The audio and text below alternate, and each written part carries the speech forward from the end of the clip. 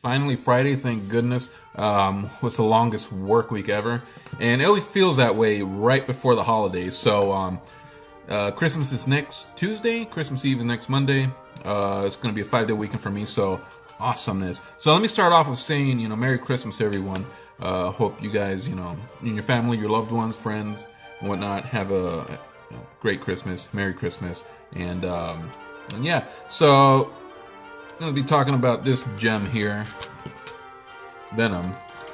Now, I bought it because, first off, I didn't really get to see it.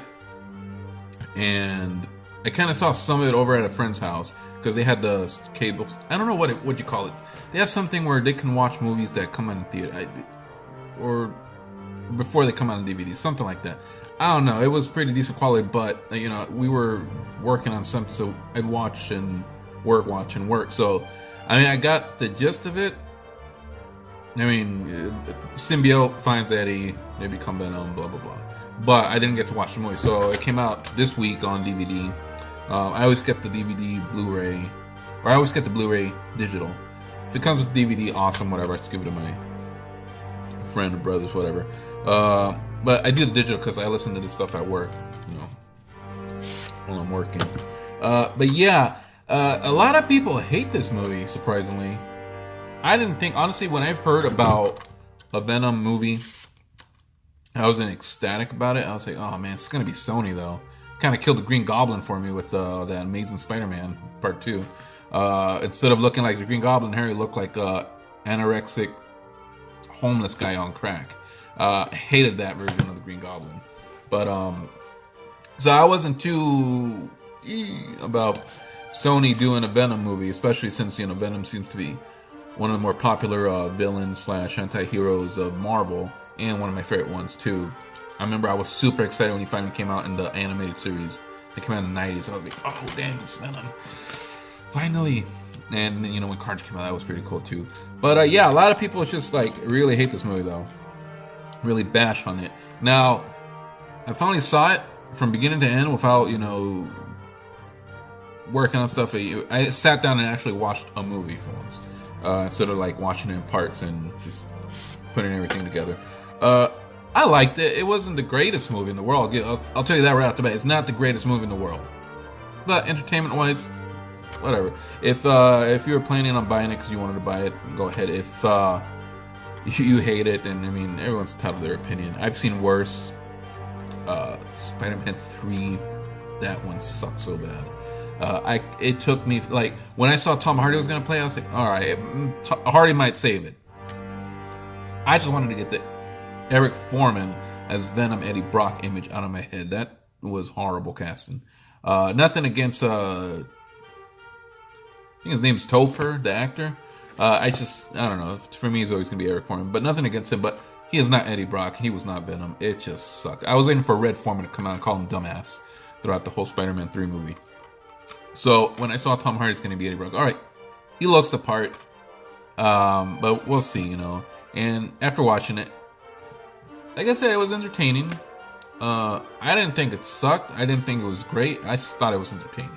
A lot of people were bashing, saying it was boring, it just sucked, it was corny. It's like, hey, I sat through Suicide Squad at theaters, so it wasn't that bad. In terms of corny, because if you want corny, man, that movie was corny, Suicide Squad. As far as boring, I don't think it was boring. Like I said, I've sat through worse, so it was an average movie to me. It's still enjoyable to watch, If you have nothing better to do, go by all means watch it. One thing I did notice throughout the whole movie, that once I noticed it, when you notice something, you can't unnotice it. It's just constant there. He does this thing with his voice from time to time. I'm talking about the Venom way. I know he does the Venom voice, but no. When he's Eddie Brock, when he's talking, he'd be talking, all of a sudden he does this thing with his voice, and blah blah blah. And it's like, what happened to your voice, bro? Come on. Once I noticed the first time I noticed it, I just noticed it throughout the whole movie, and it was like, dang, he does that a lot, and man, it irks me. When he goes to the hospital and they trap the symbiote the Venom symbiote inside that MRI room. MRI, the CAT scan room or whatever you call that thing. And the doctor was like, "Oh, this thing is killing you." Blah blah. And he goes up to us, like, "What happened to we?"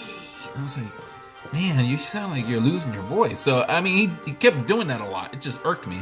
Man, that was so annoying. As far as the villain Riot, I don't remember too much about the comics, but I don't remember Riot ever being that strong. I do remember him being... But here's the thing. When people get pissy about, oh, it didn't follow the comic books, it didn't follow, what's going on, how the origin story. It's like, here's the thing with this movie, with the Spider-Man movie, with the X-Men movie, with the Batman movies, and the Superman movies, and every superhero movie out there. I don't care about if it follows 100%.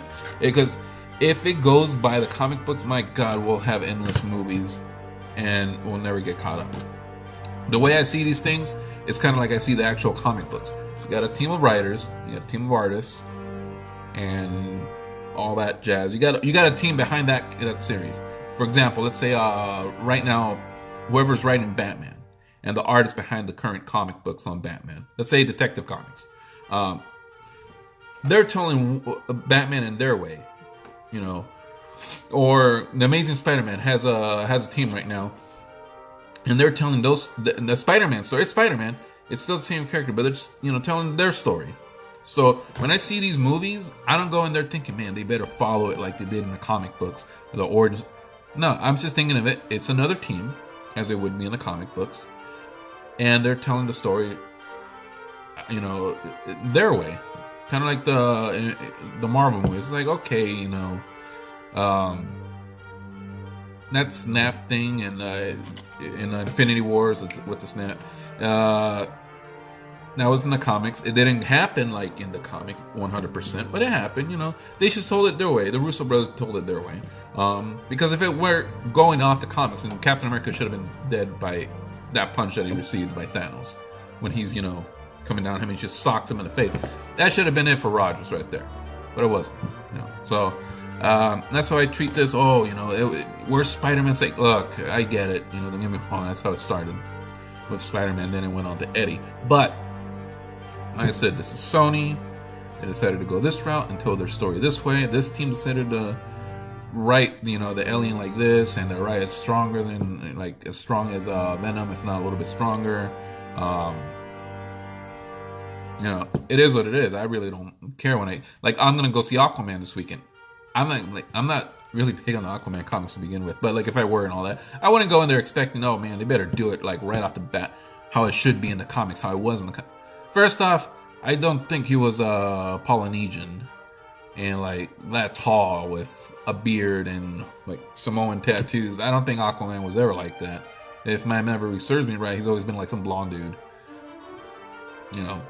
But it's Jason Momoa, so I just expect DC to tell the story of how they decided to go, how that team decided to do it. So overall, watchable movie. Like I said, it wasn't the greatest, wasn't the crappiest. I've seen worse. That's just my thoughts on it. If you want to go ahead and share your thoughts on this movie, go and do so in the comments section. Whether it be you hated it or not, or liked it, whatever. Open it up to whatever you want to discuss about it in the comments section. But yeah, so that's all I have for you guys. Like I said, it's finally Friday, the weekend before Christmas. You guys have a Merry Christmas, and I'll see you in the next video. Bye.